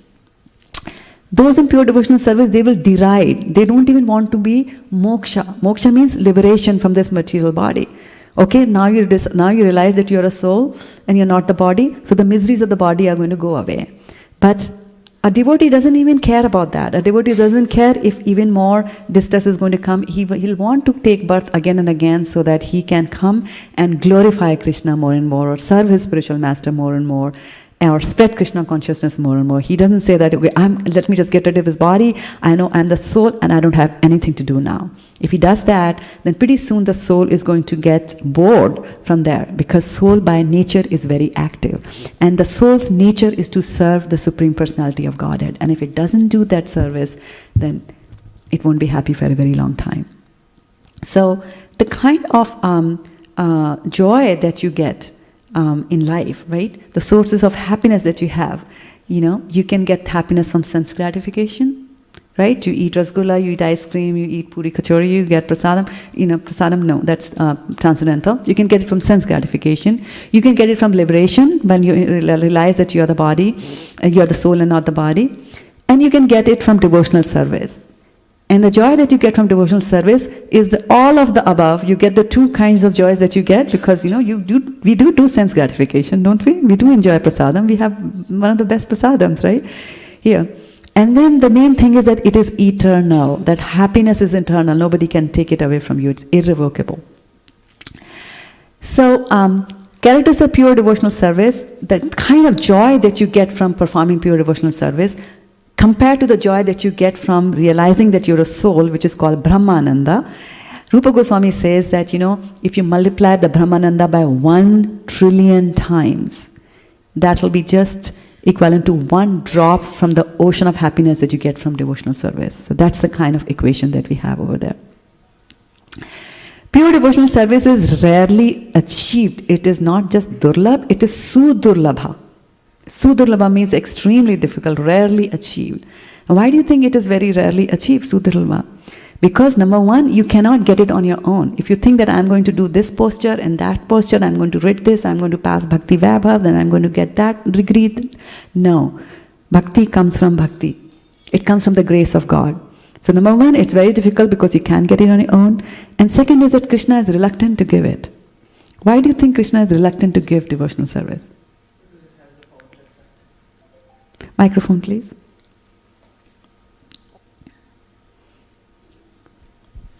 Because pure devotional service has the power to attract him and control him. So he doesn't want to easily give it. Very good, yes. Because Krishna becomes a servant of the devotee, of a pure devotee. Then he has to follow the wishes and do whatever the devotee says. So he's reluctant to give it like that. Pure devotional service automatically puts one in transcendental pleasure. So Sandrananda, right? Visheshatma. So you will automatically go into that state where you'll be happy. I mean, people sometimes come and comment on people here. They say, what is it with you, Mataji? You don't put any makeup. Why do you look so beautiful? Matajis of ISKCON, why are you always smiling and you're working so hard in the kitchen? And why is this person smiling while he's washing the pots? And some of them actually confide and tell me that, when I go back home, I really don't like to do the dishes, but I don't know what happens in the temple. When I'm washing for Krishna, I don't know why I'm so happy, because that's devotional service. Krishna Anushilanam, you're doing something for Krishna. And it is so densely concentrated that nothing can penetrate into pure devotional service. Like I was saying, that as you go and progress further into pure devotional service, you have to be yanked from that situation and asked to come and fill your income tax return. Because the mind is completely into Krishna and you don't want to deviate from there, because now you got the taste of devotional service there. Pure devotional service is the only means to attract Krishna. Shri Krishna Akarshini. So akarshan means attraction. So pure devotional service is the only means to attract Krishna. You can't do anything else. You cannot set up a big company. You cannot become the CEO of a software. You can't become a software giant. You can't become an acrobat. You can't become the best baseball player. None of that is going to attract Krishna. Only pure devotional service attracts Krishna. Sri Krishna Akarshini. And who is this? This is the symbol, Sri Radharani, symbol of pure devotional service of Krishna. Radharani, the best devotee of Krishna. And here a little secret that His Holiness Giriraj Swami Maharaj once told us when he came on a Radha Ashtami here from down south. He said this.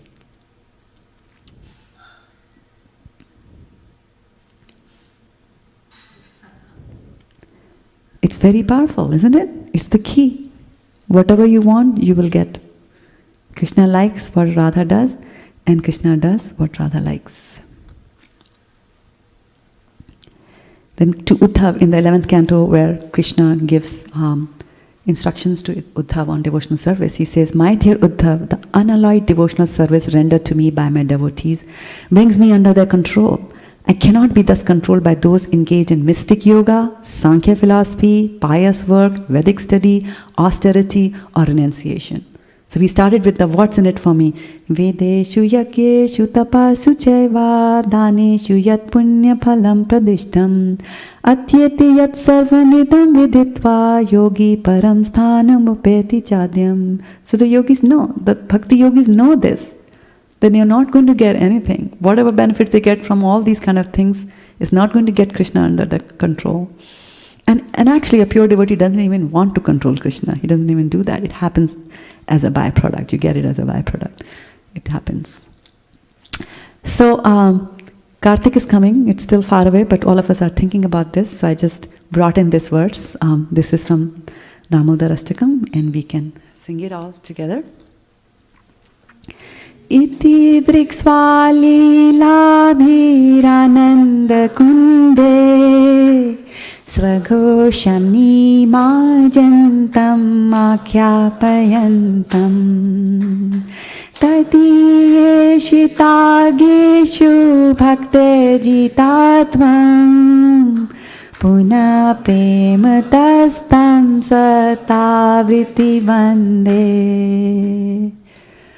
By such childhood pastimes as this, he is drowning the inhabitants of Gokula in pools of ecstasy and is revealing to those devotees who are absorbed in knowledge of his supreme majesty and opulence that he is only conquered by devotees whose pure love is imbued with intimacy and is free from all concepts of awe and reverence.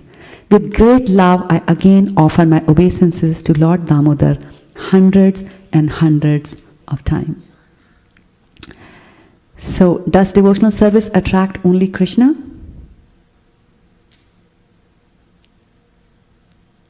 It attracts others also. So you will see devotees are very effulgent. You see them in an assembly, a pure devotee walks into the assembly, people just go towards him. Prabhupada came to America, and look at, even the hippies got attracted to him. They were almost animal-like, living like animals. Isn't it? And even animals, can you sort an example? Give me an example of how animals got attracted. Chaitanya Mahaprabhu, yes, that's right. Okay. So with this, I'll bring this session to an end. Let's chant together. Hare Krishna, Krishna Krishna, Hare Hare, Hare Rama, Rama Rama, Hare Hare. So I'd like to thank all of you for spending this time wisely, coming to the temple and patiently listening to the Krishna Katha. I also want to thank all the viewers who are online watching us. So let's give them a big Hari Bol. Hari Bol. And the deities are not yet on their thrones here, and they are still in one of the rooms over there. And I heard the conch shell, so the deity worship has started. I don't know whether all of us are allowed to go, but I did see during the afternoon they were there, so I think we can still go there. Can you go and check and let us know, Mukharinda? Oh, yeah, please. Ready? And we can all come? Okay, so let's all of us go. Vanchatalpkaprupya cha kripa sindhubhyev cha patitanam pavnebhyo vaishnavebhyo namo namaha Gopremanande Hari Hari Bol.